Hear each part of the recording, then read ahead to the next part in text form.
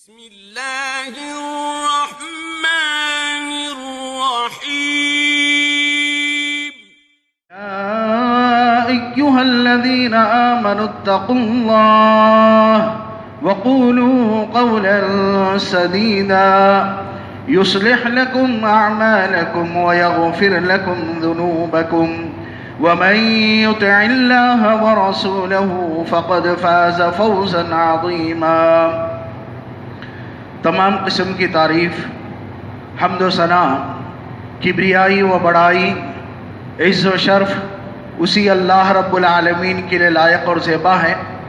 جو ہمارا سب کا خالق اور ہمارا سب کا مالک ہے۔ وہی اللہ ہے جس نے اپنی قدرت سے اس دنیا کو پیدا کیا، اور وہی اللہ ہے جو اپنی قدرت سے اس دنیا کو فنا بھی کر سکتا ہے، اور وہی اللہ ہے جو اس کے ماننے والے کو بھی اس دنیا میں رزق عطا کرتا ہے، اور وہی اللہ ہے جو نہ ماننے والے کو بھی رزق عطا کرتا ہے۔ غرض یہ کہ اللہ رب العالمین کی ذات ہمیشہ سے تھی، ہمیشہ ہے اور ہمیشہ رہے گی۔ اس کے علاوہ کوئی ذات نہ باقی تھی، نہ باقی ہے، نہ باقی رہنے والی ہے۔ اس کے بعد تمام انبیاء پر درود و سلام ہو، خصوصاً آخری نبی جناب محمد الرسول اللہ صلی اللہ علیہ وسلم پر، اللہم صلی علی محمد وبارک وسلم۔ اس مختصر سے حمد و ثنا کے بعد میں آپ لوگوں کے سامنے انسان کا وہ عمل جس کی تعریف اللہ کے نبی صلی اللہ علیہ وسلم نے فرمائی کہ الاثم ما حاک فی نفسک، کہ گناہ وہ ہے کہ جس کے سرزد ہوتے وقت انسان اپنے سینے میں یا اپنے دل میں خوف محسوس کرے، جس کو ہم لوگ گناہ کے نام سے جانتے ہیں۔ سب سے پہلی بات تو یہ ذہن میں رکھ لیں کہ اللہ رب العالمین نے اس دنیا میں بہت ساری قوموں کو بھیجا، اور اللہ رب العزت نے اس دنیا میں بہت ساری شریعتوں کو بھی بھیجا، لیکن ان تمام قوموں میں سب سے آخر میں اللہ تبارک و تعالیٰ نے اللہ کے نبی صلی اللہ علیہ وسلم کی امت، جس کو جو اللہ تبارک و تعالیٰ نے خیر امت سے نوازا، خیر امت کے لقب سے نوازا، ہم کو اللہ تبارک و تعالیٰ نے اس امت میں پیدا کیا۔ اس کے بعد اللہ تبارک و تعالیٰ نے دنیا میں جتنی شریعتیں تھیں، ان شریعتوں میں سب سے آسان شریعت، سب سے آسان قوانین، سب سے آسان رولز اینڈ ریگولیشنز جس کو کہا جاتا ہے، اللہ تبارک و تعالیٰ نے امت محمدیہ کو عطا کی۔ غرض یہ کہ یہ جو امت ہے جس کو امت محمدیہ کہا جاتا ہے، اللہ تبارک و تعالیٰ نے اس امت کی قرآن مجید میں جگہ جگہ تعریف کی ہے، قرآن مجید میں جگہ جگہ اس امت کی اہمیت بتائی ہے۔ جیسے اللہ تبارک و تعالیٰ نے قرآن مجید میں کہا کہ هو اجتباکم، اللہ تبارک و تعالیٰ نے، یعنی تم ایسی امت ہو کہ اللہ تبارک و تعالیٰ نے تمہیں چن لیا ہے۔ کہیں اللہ تبارک و تعالیٰ نے کہا کہ امتا وسطا لتکونوا شہداء علی الناس ویکون الرسول علیکم شہیدا۔ اللہ تبارک و تعالیٰ نے اس آیت میں امت محمدیہ کا وہ وصف یا وہ اللہ تبارک و تعالیٰ نے مرتبہ ذکر کیا جس کو قرآن مجید یوں بیان کرتا ہے کہ قیامت کے دن جب سب لوگ اپنے اپنے نبی کے پاس پہنچیں گے، اور ہر نبی یہ کہے گا کہ امت محمدیہ سے پوچھو، اگر امت محمدیہ اس بات پر گواہی دے گی کہ تم جو ہے تمہارے پاس نبی آیا تھا یا نہیں آیا تھا، وہ جس قسم کی بھی گواہی دے گی اس بات کو اللہ تبارک و تعالیٰ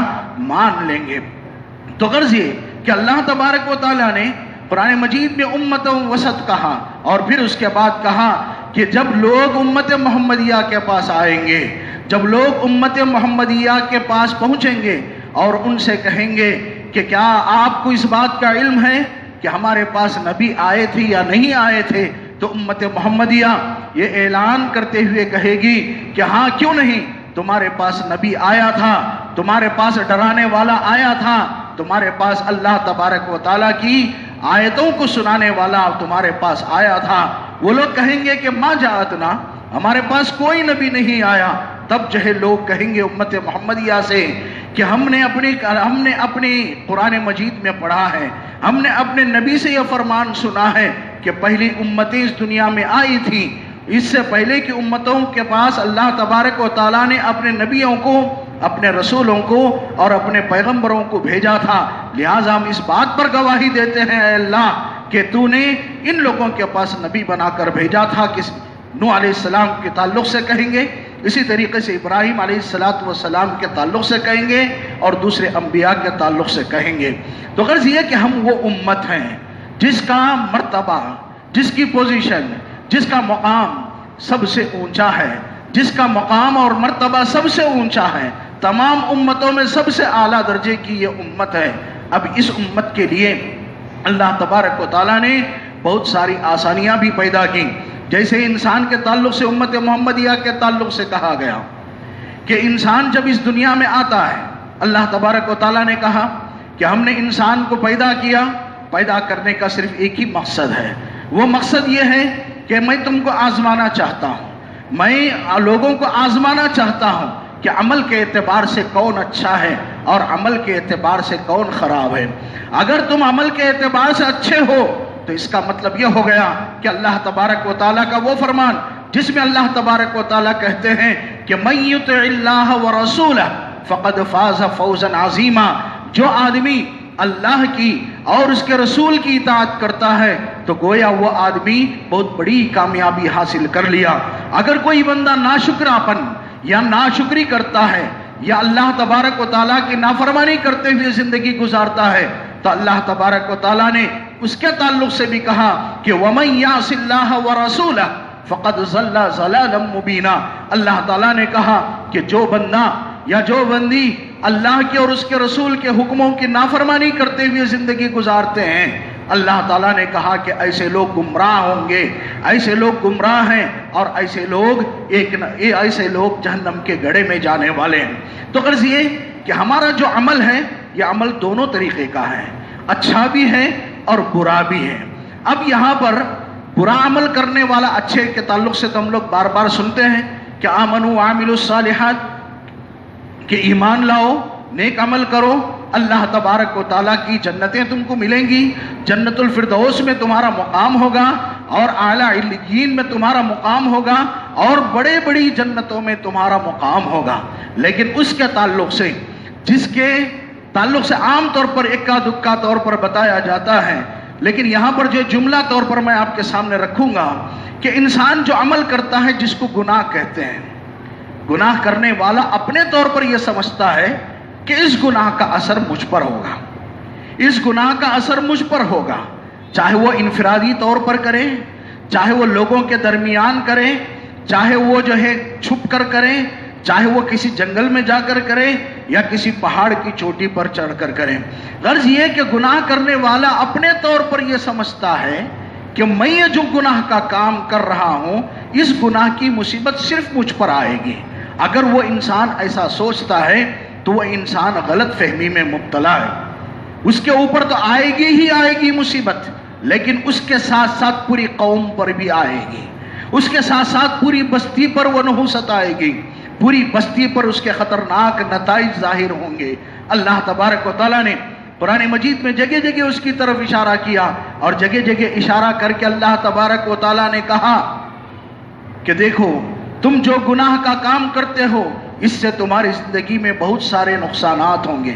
تمہاری زندگی میں بہت سارے نقصانات ہوں گے۔ سب سے پہلی چیز تو یہ ہے کہ وہ حدیث جو ہم لوگ بار بار سنتے ہیں کہ اللہ کے نبی صلی اللہ علیہ وسلم نے فرمایا کہ جب کوئی بندہ گناہ کا کام کرتا ہے تو اس کے دل پر ایک سیاہ نقطہ ڈالا جاتا ہے۔ جب وہ گناہ پر گناہ کرتا چلا جاتا ہے، جب وہ گناہ پر گناہ کرتا چلا جاتا ہے تو یہاں تک کہ اس کا دل کالا ہو جاتا ہے۔ ہم سوچنے کے طور پر ہم یہ سوچ سکتے ہیں کہ شاید کلر کے اعتبار سے جو ہے کالا ہو جائے، کلر کے اعتبار سے کالا نہیں ہوگا۔ اللہ کے نبی صلی اللہ علیہ وسلم نے فرمایا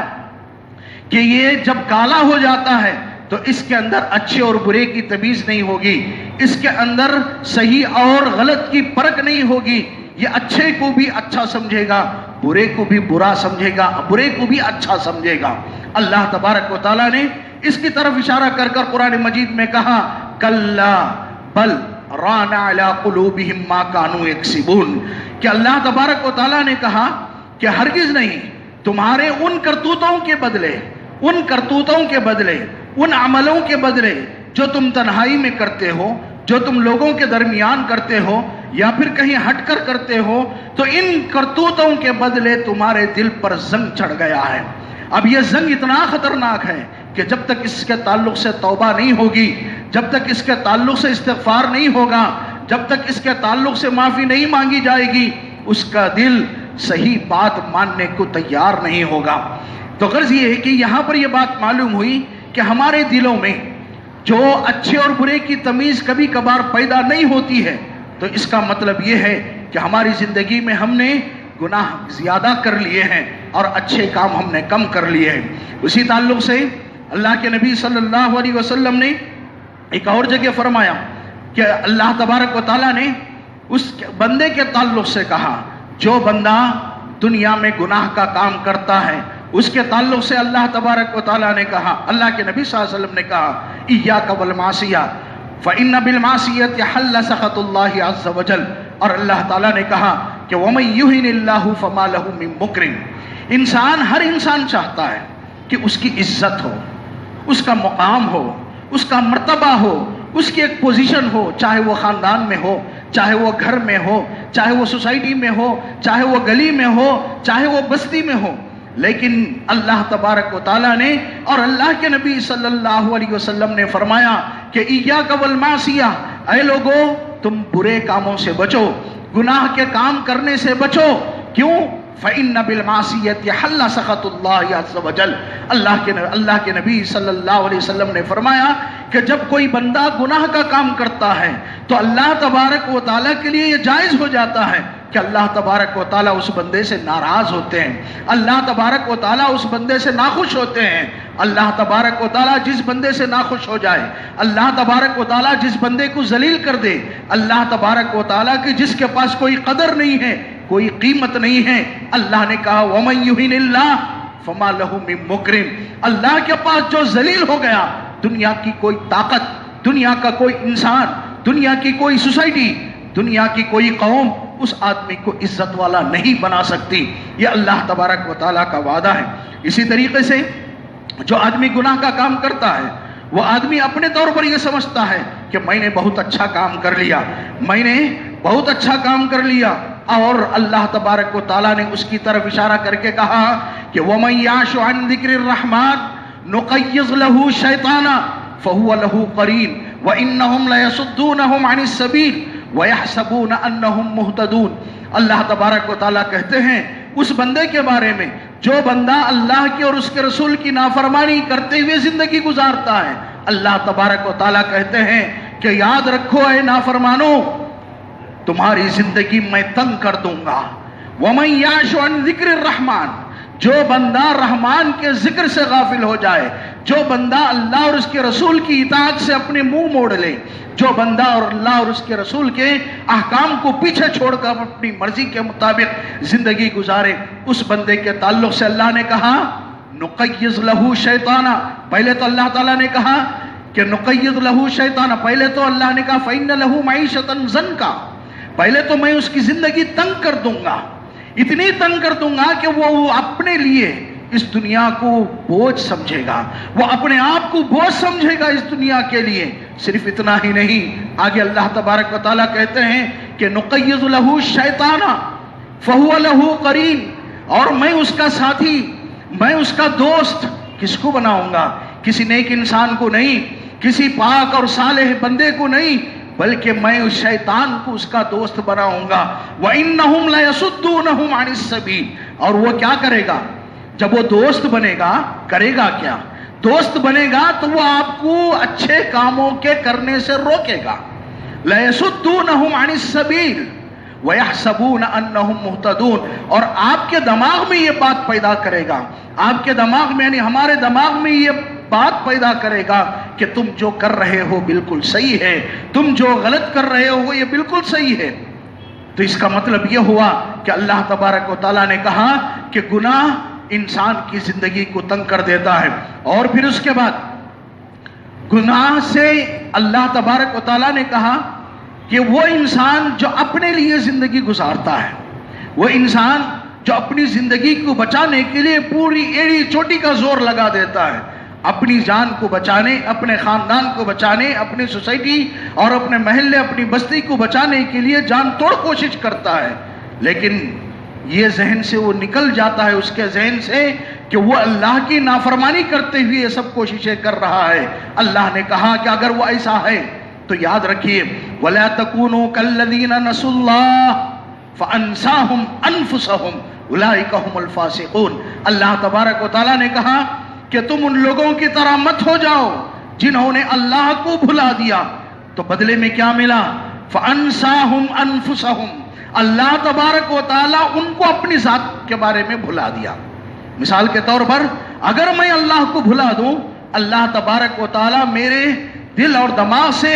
میری کیا حیثیت ہے، میں کیا ہوں، میرا کیا مقام ہے، میں کس پوزیشن پر ہوں، یہ سب میرے دماغ سے اللہ تبارک و تعالیٰ نکال دے گا۔ فَأَنسَاهُمْ أَنفُسَهُمْ أُولَٰئِكَ هُمُ الْفَاسِقُونَ۔ جب یہ چیزیں ذہن اور دماغ سے نکل جاتی ہیں تو انسان بدکار، انسان بدکاری کے لیے آمادہ ہو جاتا ہے، انسان برے کاموں کے لیے آگے بڑھتا ہے، اچھے کاموں سے اپنے آپ کو جو ہے بچا کر رکھتا ہے۔ اور پھر اس کے بعد یعنی وہ اتنا فَأَنسَاهُمْ أَنفُسَهُمْ میں یہ بھی جو ہے تفسیر بیان کی گئی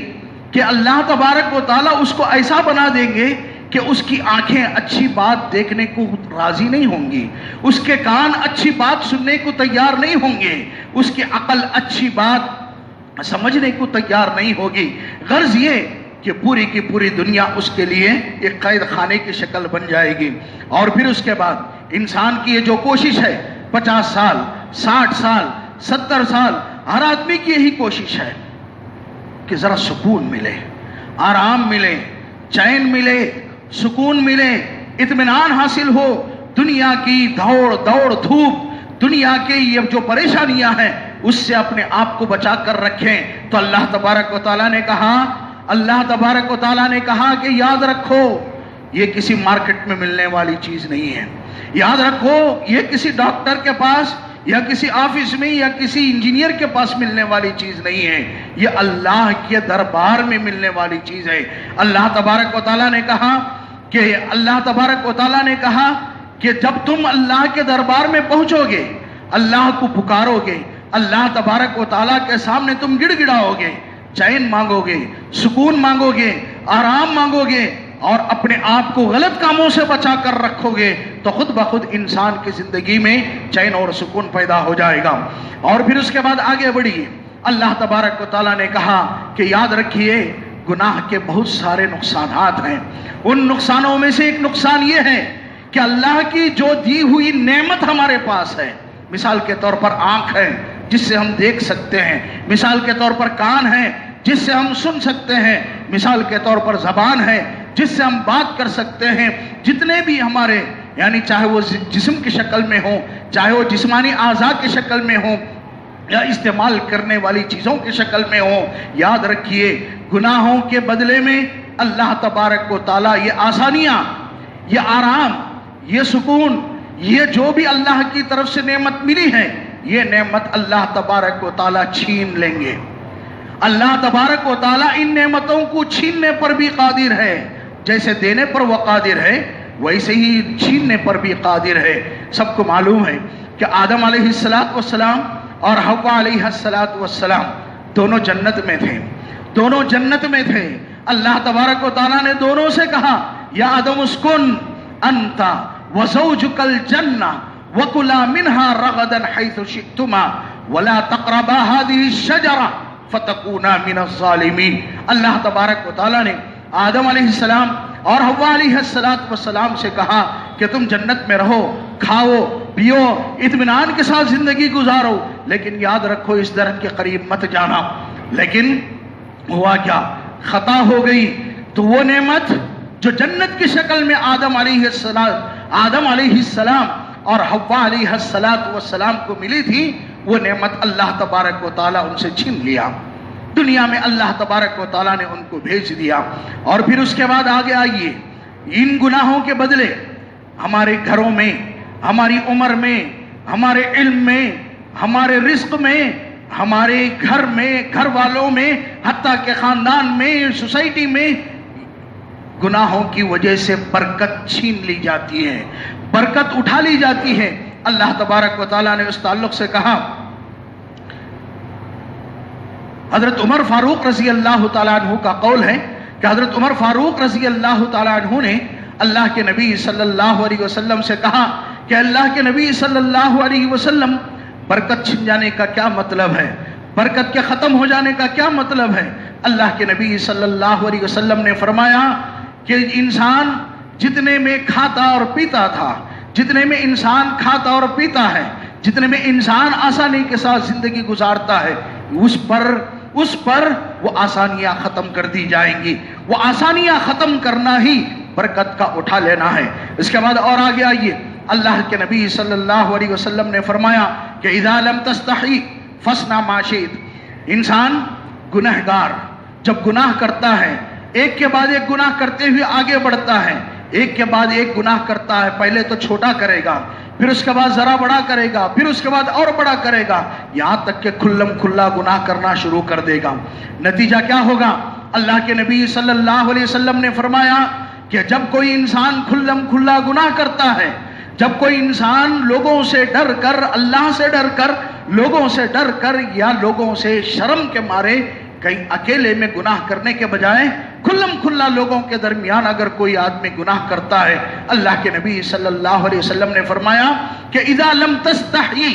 فاصنع ما شئت۔ اللہ کے نبی صلی اللہ علیہ وسلم نے فرمایا جس بندے کے اندر اللہ تبارک و تعالیٰ نے شرم و حیا ہی نہیں رکھی، ایسا بندہ لوگوں میں گناہ کر لے، ایسا بندہ اکیلے میں گناہ کر لے، اس سے کچھ فرق پڑنے والا نہیں ہے۔ اللہ تبارک و تعالیٰ کی ذات کو کچھ فرق پڑنے والا نہیں ہے۔ فاصنع ما شئت، بے شرم ہو کر، بے حیا ہو کر یہ انسان چاہے کچھ بھی کر لے، لیکن اس سے صرف اس کی ذات کا نقصان ہوگا، بجائے اس کی ذات کے کسی اور کا نقصان نہیں ہوگا۔ اسی طریقے سے رزق سے محرومی ہوگی، رزق سے محرومی ہوگی۔ اللہ کے نبی صلی اللہ علیہ وسلم نے فرمایا کہ وَإِنَّ الرَّجُلَ لَيُحْرَمُ الرِّزْقَ بِخَطِيئَةٍ يَعْمَلُهَا۔ ابن ماجہ کی روایت ہے، اللہ کے نبی صلی اللہ علیہ وسلم نے فرمایا کہ انسان کے منہ تک نوالا پہنچ جاتا ہے،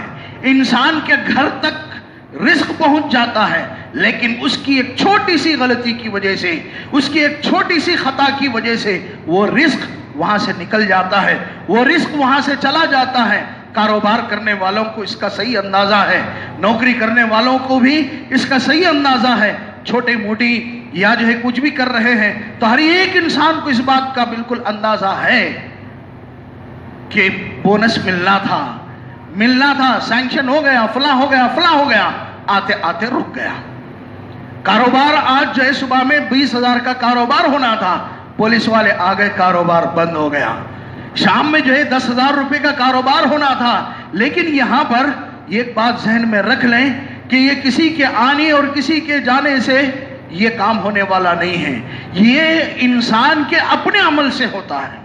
انسان کے اپنے عمل سے ہوتا ہے۔ مثال کے طور پر ایک مثال آپ جو ہے سمجھ لیجئے کہ کسی انسان، کوئی ایک غریب گھر تھا، ایک فقیر گھر تھا، ایک مسکین یا محتاج گھر تھا، کوئی اللہ کا بندہ اناج کا غلہ لے کر یا غلہ لے کر یا اناج کا تھیلا لے کر یا اس گھر تک پہنچانے کی خاطر وہ اس کے گھر کے دروازے تک پہنچ گیا۔ جیسے گھر کے دروازے پر پہنچا، اندر سے اللہ کی نافرمانی کرنے والے عمل کی آواز اس کے کان میں پڑی۔ وہ کیا تھا؟ گانا بجانا تھا۔ گانے بجانے کی آواز اس کے گھر کے اندر سے باہر آئی اور اس کے کانوں میں پڑ گئی، اور وہ آدمی، ظاہر بات ہے کہ جو صالح ہے، جو مومن ہے، جو نیک ہے، وہ ہمیشہ یہی سوچے گا کہ میرے صدقے سے، میرے غلے سے، میرے اناج سے، میرے ان روپیوں اور پیسوں سے، میرے اس خرچ سے ایک نیک گھرانے کی مدد ہو، ایک صالح گھرانے کی مدد ہو، ایک خوف خدا رکھنے والے گھرانے کی مدد ہو۔ لہٰذا وہ انسان اگر وہاں سے چلا جائے تو یاد رکھیے، ذرا سوچئے کہ گھر تک رزق پہنچ گیا، ایک معمولی سا گناہ، اس گناہ کی بدولت انسان جو ہے رزق سے محروم ہو گیا۔ اور اسی طریقے سے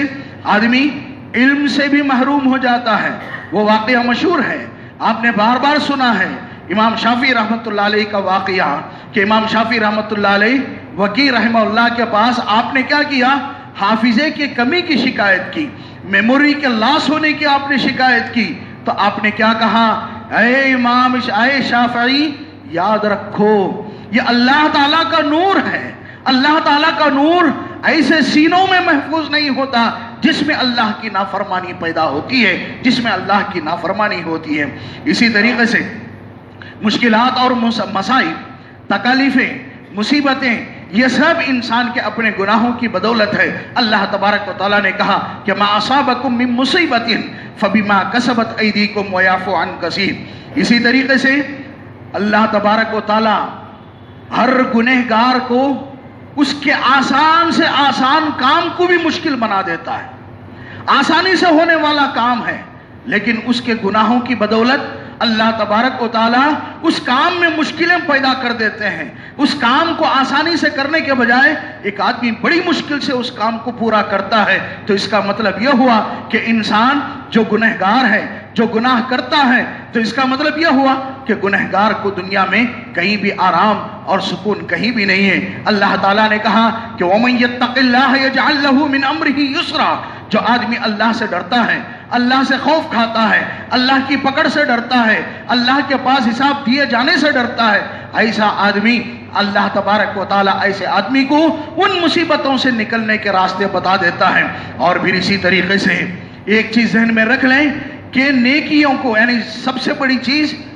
کہ یہ گناہ جو اکیلے میں انسان کرتا ہے، جہاں نہ اس کے گھر والے ہیں، نہ اس کے خاندان کے افراد ہیں، نہ سوسائٹی ہے، نہ محلے والے ہیں، نہ بستی والے ہیں، کوئی نہیں ہے، اکیلے میں تنہائی میں اگر کوئی آدمی گناہ کرتا ہے، یاد رکھ لیجئے اللہ کے نبی صلی اللہ علیہ وسلم نے فرمایا نیکیوں کو سب سے زیادہ برباد کرنے والا عمل اکیلے میں تنہائی میں گناہ کا ارتکاب کرنا ہے. حضرت ثوبان رضی اللہ تعالیٰ عنہ کی حدیث ہے. حضرت ثوبان رضی اللہ تعالیٰ عنہ روایت کرتے ہیں کہ اللہ کے نبی صلی اللہ علیہ وسلم نے فرمایا کہ قیامت کے دن بہت سارے لوگ آئیں گے، بہت سارے لوگوں کے نام اعمال پیش ہوں گے، بہت سارے لوگوں کے اعمال پیش ہوں گے. اس میں جو ہے بعض ایسے بھی لوگ ہوں گے جو تہامہ پہاڑ کے برابر اپنے عملوں کو اللہ کے دربار میں لائیں گے، لیکن اللہ تبارک و تعالیٰ ان کے عملوں کو روئی کی طرح ہوا میں اڑا دیں گے. اور جب یہ اڑا دیں گے اور ان کو جو کسی قسم کا کوئی بدلہ نہیں دیا جائے گا، تو اللہ کے نبی صلی اللہ علیہ وسلم سے حضرت ثوبان رضی اللہ تعالیٰ عنہ نے پوچھا کہ اللہ کے نبی آپ بتائیے تو صحیح وہ کون لوگ ہیں، آپ بتائیے تو صحیح کہ وہ کون لوگ ہیں. کہیں ایسا نہ ہو کہ ہمارا شمار بھی ایسے لوگوں میں ہو جائے، کہیں ایسا نہ ہو کہ ہماری گنتی بھی ان لوگوں میں ہو جائے جن کا نام اعمال بھرا ہوا تو ہے لیکن اللہ کے دربار میں اس کی کوئی حیثیت نہیں ہے، اس کی کوئی وقعت ہی نہیں ہے. اللہ تبارک و تعالیٰ ان عملوں کو روئی کی طرح ہوا میں اڑا دیتے ہیں. تو اللہ کے نبی صلی اللہ علیہ وسلم نے فرمایا کہ یاد رکھو وہ تمہاری ہی طرح ہیں، وہ تمہاری ہی قوم سے رہیں گے، وہ تمہاری ہی طرح رات کا قیام کریں گے، وہ تمہاری ہی طرح روزے رکھیں گے، وہ تمہاری ہی طرح نمازیں بھی پڑھیں گے، لیکن جب وہ تنہا ہو جائیں گے، جب وہ اکیلے ہو جائیں گے تو گناہ کا ارتکاب کرتے ہوئے اپنے نفس کو نہیں روکیں گے. تو غرض یہ کہ وہ گناہ کا ارتکاب کر لیں گے، گناہ کا کام کر لیں گے. تو لہٰذا انسان کو چاہیے کہ بڑی مشکل سے 30 دن جو محنت ہم نے کی ہے اس کو اگر باقی رکھنا ہے تو ان تمام چیزوں پر آدمی کو عمل کرنا ہے. اور مختصراً 5 منٹ کے اندر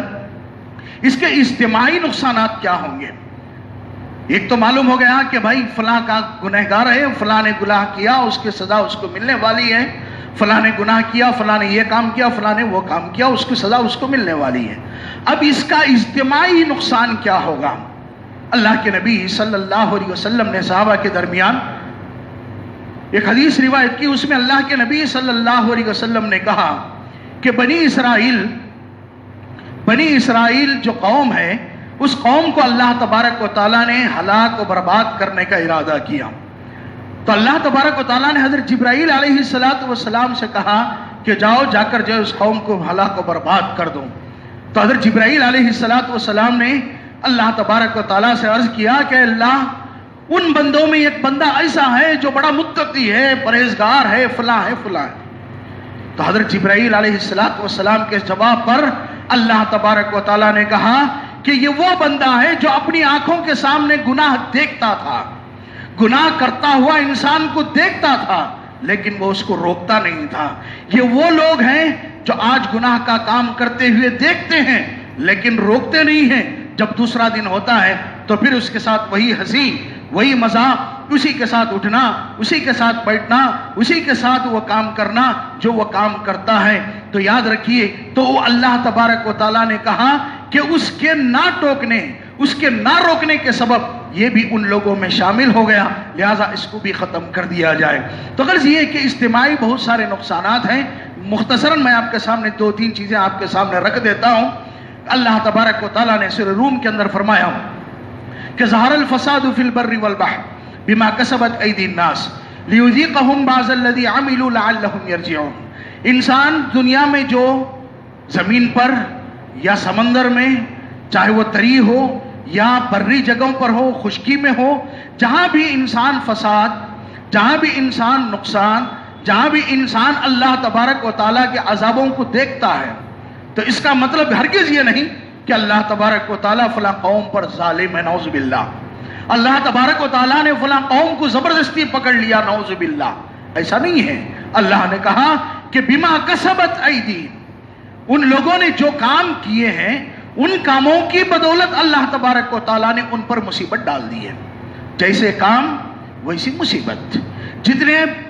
مطلب کم درجے کے گناہ ہوں گے اتنے کم درجے کی مصیبت، جتنے بڑے درجے کے گناہ ہوں گے اتنی ہی بڑے درجے کی مصیبت۔ اللہ تبارک و تعالیٰ نے کہا الم یروا کما اہلکنا من قبلہم من قرن مکناہم فی الارض ما لم نمکن لہم وارسلنا السماء علیہم مدرارا۔ اللہ تبارک و تعالیٰ نے کہا کہ اے لوگوں، کیا تم نے نہیں دیکھا کہ ہم نے بہت ساری قوموں کو پہلے، بہت ساری قوموں کو ہم نے ہلاک و برباد کر دیا،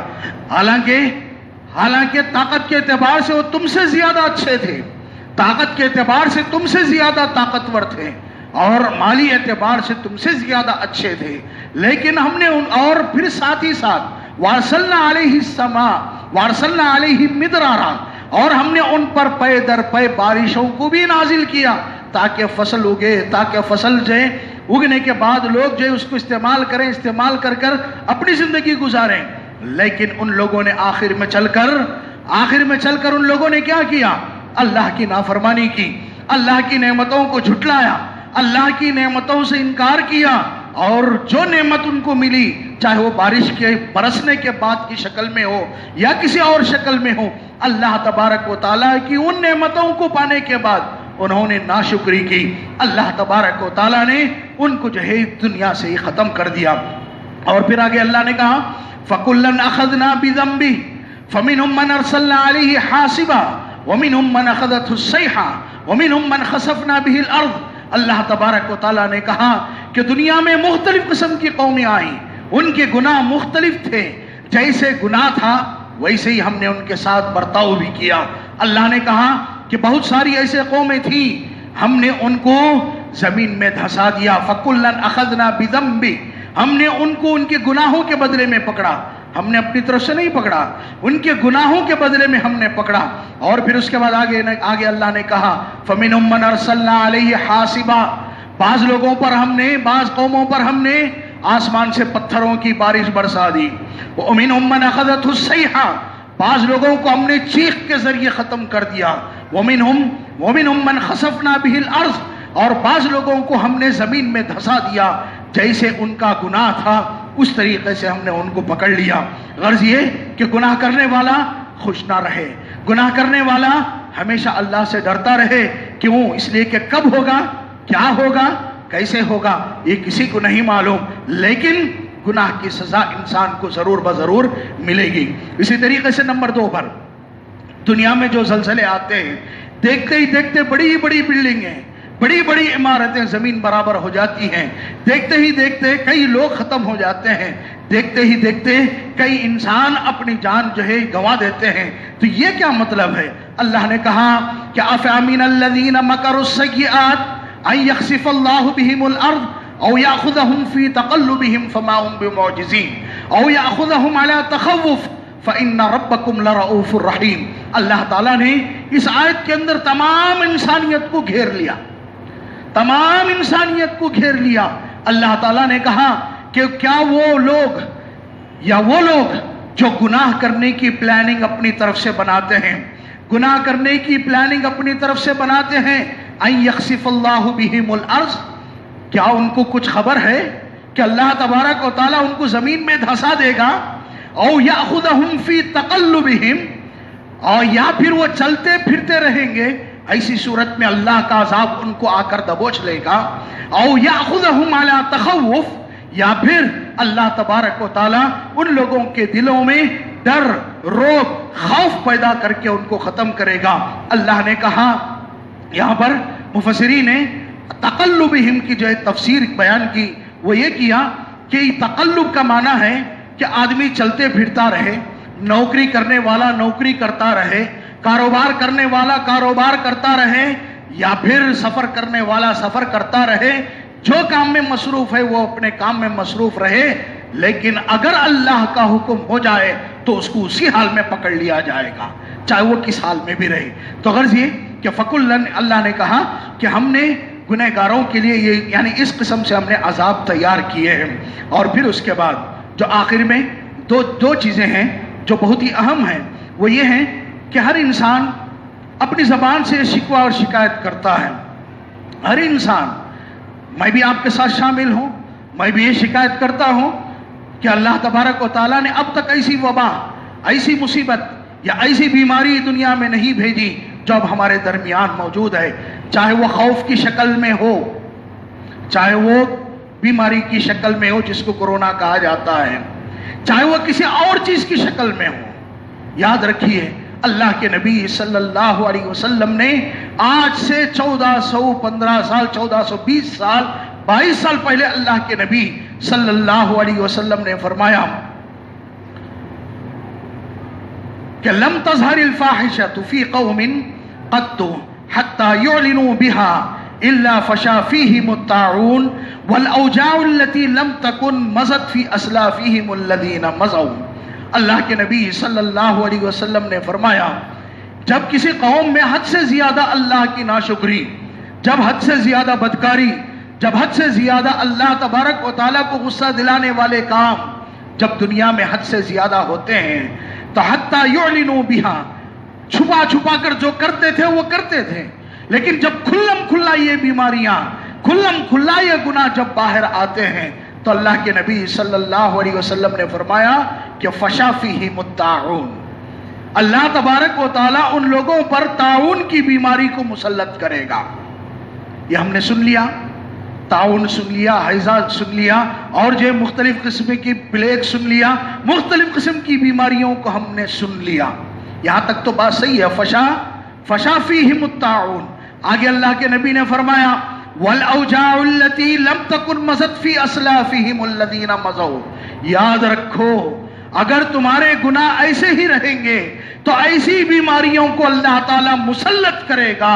جو تم سے پہلے کبھی کسی قوم پر اس قسم کی بیماری کو مسلط نہیں کیا ہوگا. یہ ابن ماجہ کی روایت ہے. اللہ کے نبی صلی اللہ علیہ وسلم کا وہ فرمان بالکل واضح ہے. اب تک اس قسم کی کوئی بیماری ہم نے نہیں سنی، اب تک ہم میں سے شاید کسی نے نہیں سنی، لیکن یاد رکھیے اس سے پہلے حضرت عمر بن خطاب رضی اللہ تعالیٰ عنہ کے دور میں بیماری آئی تھی جس کو جو ہے طاعون امواس کے نام سے جانا جاتا ہے، لیکن اس بیماری کا حل بھی نکالا گیا، بیماری فوراً ختم ہو گئی. لیکن اب جو مسئلہ ہے وہ یہ ہے کہ ہمارے اندر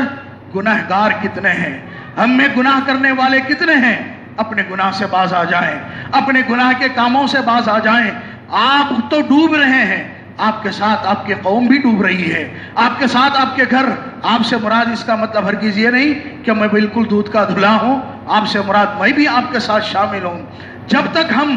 اپنے گناہوں سے توبہ نہیں کریں گے، جب تک ہم اللہ کے دربار میں استغفار نہیں کریں گے، جب تک ہم اپنے گناہوں کو نہیں چھوڑیں گے، جب تک ہم اللہ کے دربار میں شرمندہ ہو کر اللہ کے دربار میں نہیں گڑ گڑائیں گے، تب تک اس قسم کی مصیبتیں اللہ کے نبی صلی اللہ علیہ وسلم کے اس فرمان کے مطابق ہم پر آتی رہیں گی. ہو سکتا ہے اس کے بعد کوئی اور آ جائے،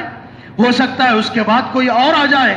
لیکن یہ سب ہیں کس پر ڈیپینڈ ہے، یعنی کس پر ہے منحصر؟ یہ پوری چیزیں ہمارے عملوں پر منحصر ہیں. اگر ہمارے عمل صحیح ہیں تو ہماری دنیا ہمارا جینا اور ہمارا گھر والوں کے ساتھ جینا، ہمارا بیوی بچوں کے ساتھ جینا، ہمارا ماں باپ کے ساتھ جینا، ہمارا جو ہے رشتہ داروں کے ساتھ جینا، یہ بالکل صحیح طور پر واقع ہو جائے گا. ورنہ پھر یاد رکھیے اللہ کے نبی صلی اللہ علیہ وسلم کے فرمان، اللہ کے نبی صلی اللہ علیہ وسلم کی وہ پیشن گوئی، جو پیشن گوئی اللہ کے نبی صلی اللہ علیہ وسلم نے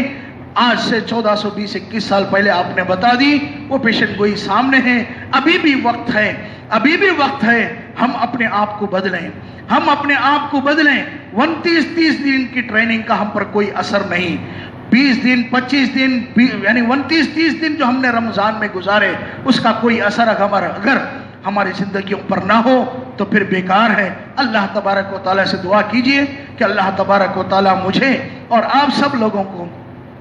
اللہ اور اس کے رسول کے حکم کے مطابق زندگی گزارنے والا بنائے. اللہ اور اس کے رسول کے حکموں کی تابعداری کرنے والا بنائے. اللہ اور اس کے رسول کے حکموں کی فرمانبرداری کرنے والا بنائے. اور اللہ تبارک و تعالی ہم کو گناہ کے کاموں سے بچائے، گناہ کے وساوس سے اللہ تبارک و تعالی ہم کو بچائے. برے قسم کے خیالات، برے قسم کے وسوسوں سے اللہ تبارک و تعالی ہم کو بچائے، محفوظ رکھے. آمین یا رب العالمین. بارک اللہ لنا ولکم فی القرآن العظیم ونفعنا وإياكم بالآيات والذكر الحكيم إنه تعالى جواد كريم ملك بر رؤوف رحيم ورب حليم.